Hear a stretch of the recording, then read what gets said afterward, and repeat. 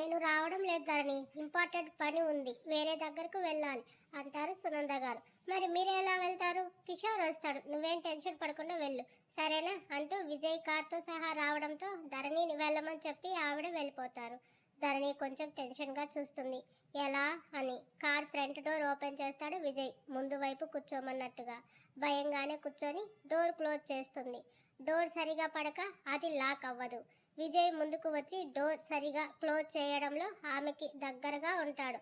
ఆమె శరీర పరిమళానికి గాఢంగా ఊపిరి తీస్తూ డోర్ సరిగా వేసి వెనక్కు జరుగుతుండగా మెత్తని ఆమె నడుము అతని చేతులకు తగలడంతో ఒక్కసారిగా షాక్ అవుతుంది ధరణి.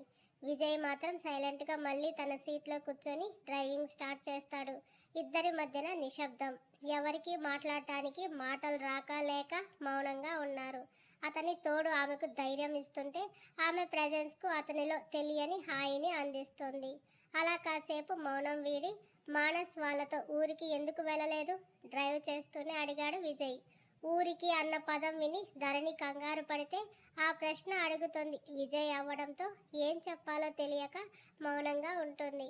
అడిగేది నిన్నే. ఈసారి అతని గొంతులో గంభీరం. ఏడుపు ఒక్కటే తక్కువ ఆమెకి. తల దించేసింది. మౌనం ఆమె సమాధానం అయ్యింది. కారు కదలడం లేదు. విజయ్ ధరణినే చూస్తున్నాడు. కార్ సైడ్కి ఆపేసి తలెత్తి చూస్తుంది చుట్టూ. ఇల్లు ఇంకా రాలేదు. మరి ఎందుకు ఆగింది కార్? ఇటువైపు చూస్తుంది. సీరియస్గా ఆమెను చూస్తున్నాడు. ఇక్కడ ఎందుకు ఆపారు? టెన్షన్గా చూస్తూ అడుగుతుంది. సూటిగా తననే చూస్తున్నాడు. ఏదో ఒకటి చెప్పందే కారు కదలదని అతని సీరియస్నెస్ గమనించి, అది కొంచెం వర్క్ ఉండి వెళ్ళలేదు, తర్వాత వెళ్తాను తడబడుతూ చెప్తున్నా ఆమె పెదవులు వణుకుతుంటే, ఒక్కటే ఎలా వెళ్తావు? కారులో నేను ఉంటేనే భయపడుతున్నావు. వాయిస్లో సీరియస్ తగ్గి నార్మల్గా అడుగుతాడు. ధరణి మౌన రూపం దాలిస్తే విజయ్లో అసహనం పెరుగుతుంది. కార్ ఫాస్ట్గా పరుగులు పెడుతుంది. రెస్టారెంట్ ముందు ఆగింది. ధరణి కోసం వెజ్ ఫుడ్ని ప్యాక్ చేయించి ఫ్రూట్స్ కూడా తీసుకొని వచ్చి కార్ డోర్ క్లోజ్ చేసి ఫుడ్ ఇంకా ఫ్రూట్స్ ఆమెకి ఇస్తూ కార్ ఇంటి వైపుకు పోనిస్తాడు. నేను ఇంటి దగ్గర కుక్ చేసుకుంటాను లో గొంతుతో అంటున్న ధరణికి షార్ప్ లుక్ ఒకటి ఇస్తాడు Vijay. Dharani silent. House coming. ఆగడమే ఆలస్యంగా దిగాలని చూసిన ధరణికి లాక్ వేయడంతో ఇటువైపు తిరిగేసరికి ఇంచ్ గ్యాప్లో విజయ్ ఉంటాడు.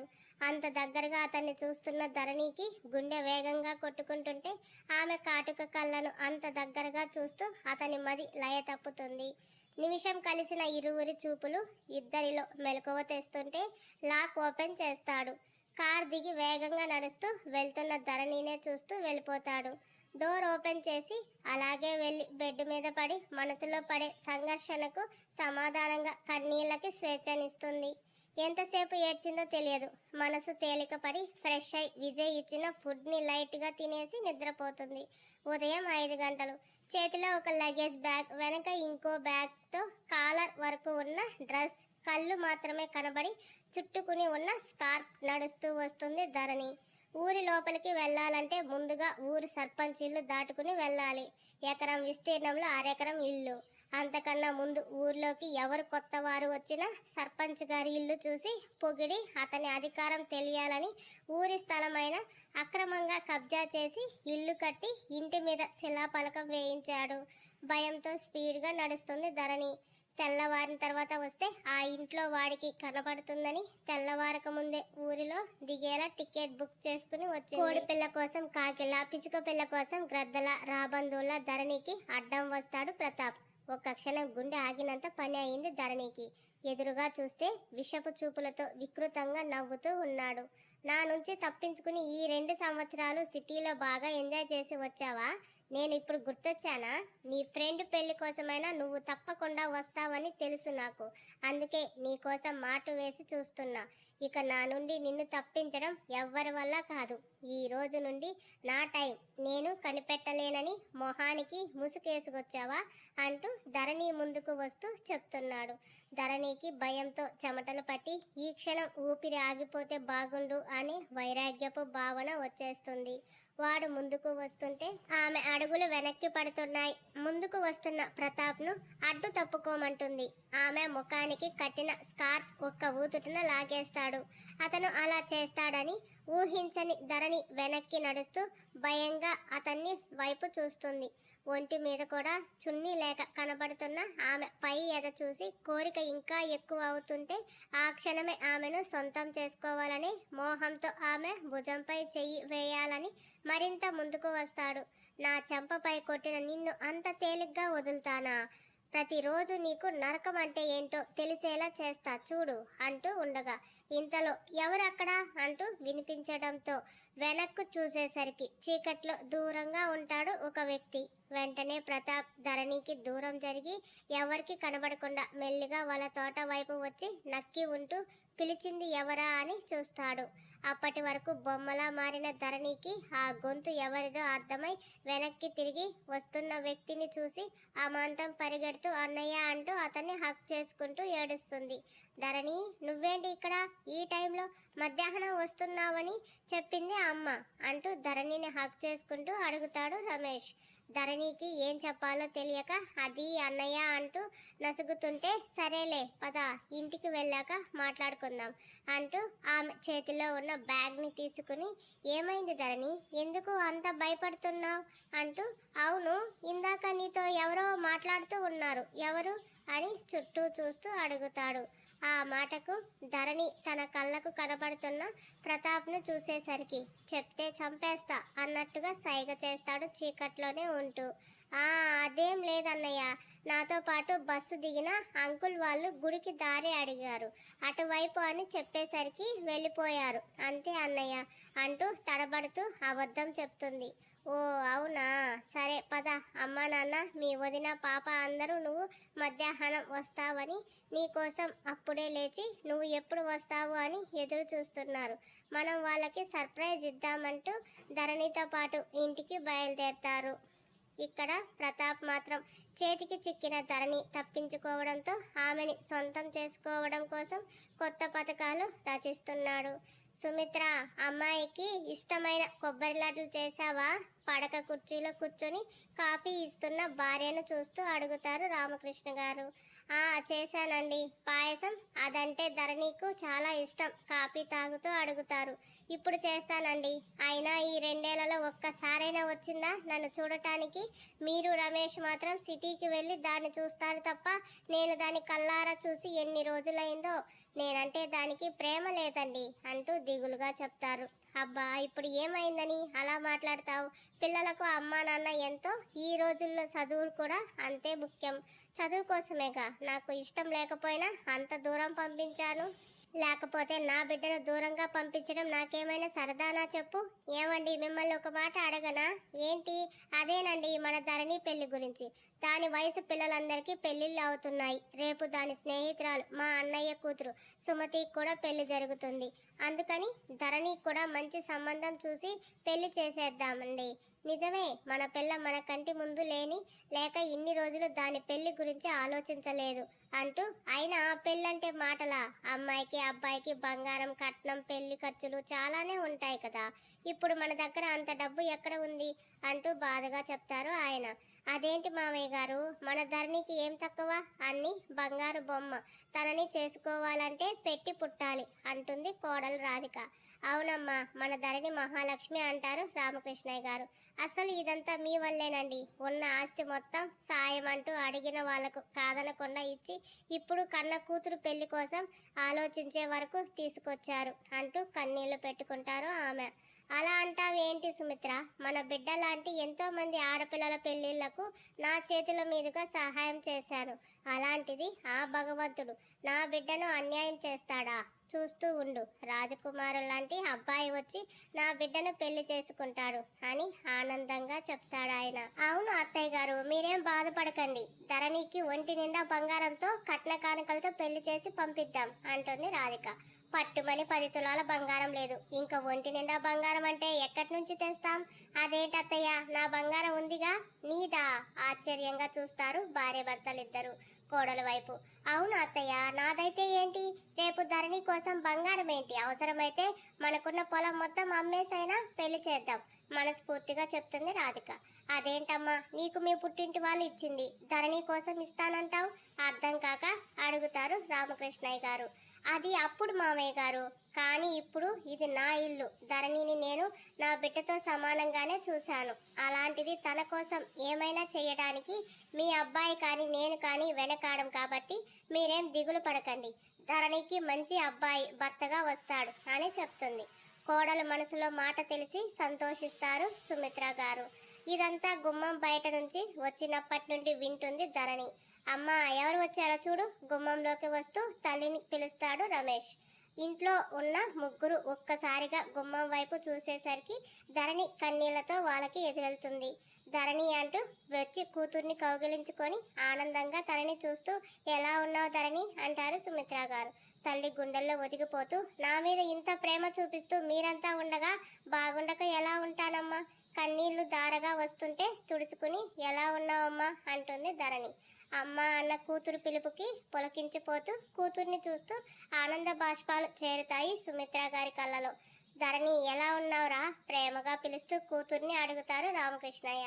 తల్లి దగ్గర నుండి వెళ్ళి తండ్రి పాదాలకు నమస్కరిస్తూ, బాగున్నాను నాన్న, మీరు ఎలా ఉన్నారు అంటూ ఆప్యాయంగా తండ్రిని చూస్తూ అడుగుతుంది. నిన్ను చూసి చాలా సంతోషంగా ఉన్నా తల్లి అంటూ తలపై చెయ్యి వేసి నిమురుతూ అంటాడు. అత్త అంటూ వస్తుంది 3 ఏళ్ల చిట్టి, రమేష్ రాధిక కూతురు. పాపని చూడగానే ఎత్తుకొని ముద్దు పెట్టుకుంటూ తన ఎదురుగా ఉన్న వదినను చూసి, బాగున్నా వదిన అంటూ పలకరిస్తుంది.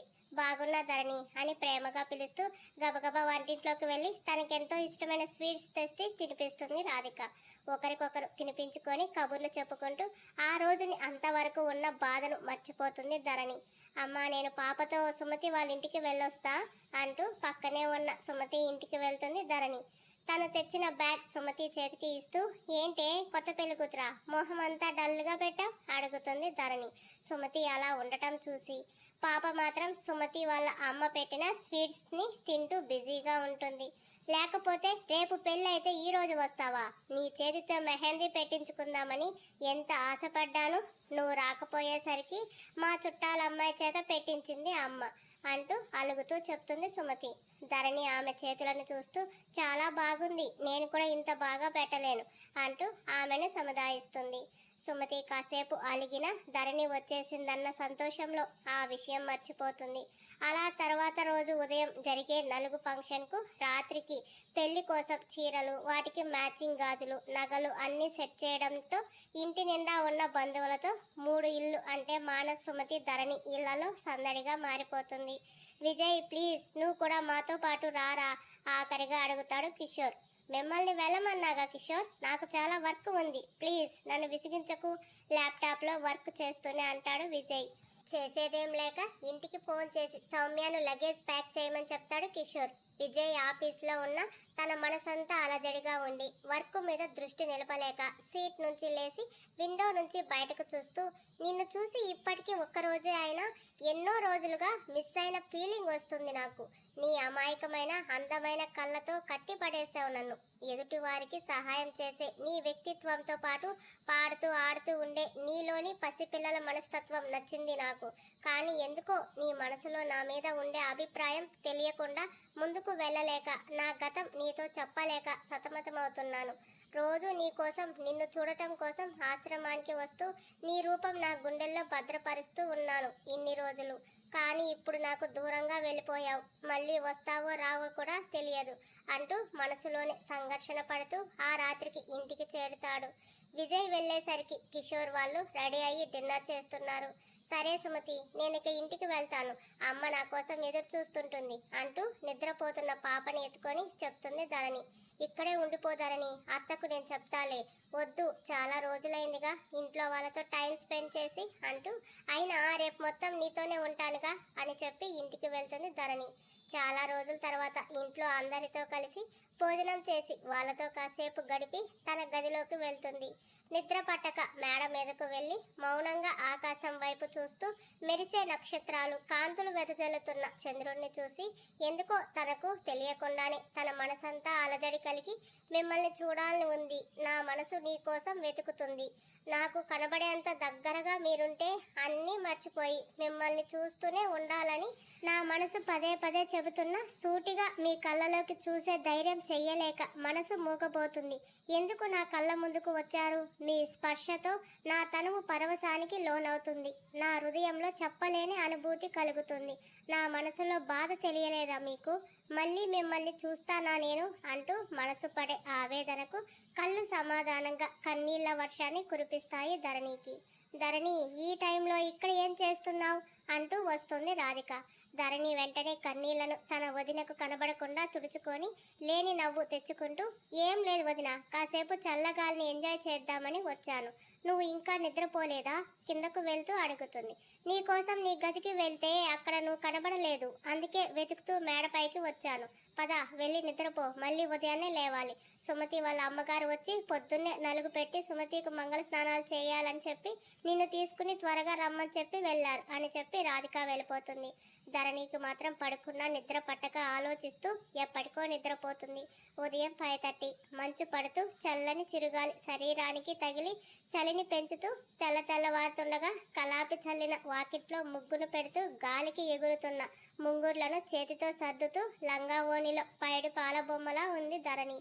తనకెంతో ఇష్టమైన జంట నెమలి రంగవల్లిగా తీర్చిదిద్దుతూ వాటిపై రంగులు అద్దుతుంది. ముగ్గు చాలా బాగుంది ధరణి అంటూ వస్తుంది సుమతి.